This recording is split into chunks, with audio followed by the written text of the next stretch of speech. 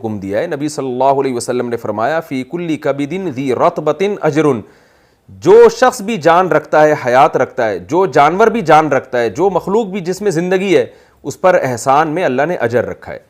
कितनी सारी अहादीस मौजूद हैं कि एक ऊँट को उसका मालिक कम खिलाता था, उस ऊँट ने नबी सल्लल्लाहु अलैहि वसल्लम से शिकायत की।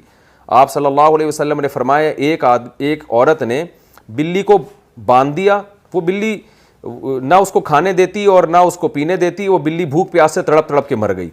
अल्लाह को इतना गज़ब आया कि अल्लाह ने उस औरत की सारी नेकियां ज़ाया की और उसको आग में डाला, उस औरत को। तो अल्लाह को तो हक़ हासिल है, वो खुदा है, वो इंतकाम में अपना गज़ब इसी तरह पूरा करेगा। इंसानों को ये हक़ हासिल नहीं है कि वो किसी से इंतकाम लेने में भी आग में डालें उसको। और यहाँ तो इंतकाम भी नहीं, जानवर तो बेकसूर होता है, उसका तो कोई कसूर भी नहीं होता, आप कैसे उसको ऐसा जुल्म ज़्यादती कर रहे हैं। तो और सही हदीस में आता है, आप सल्लल्लाहु अलैहि वसल्लम ने फरमाया, एक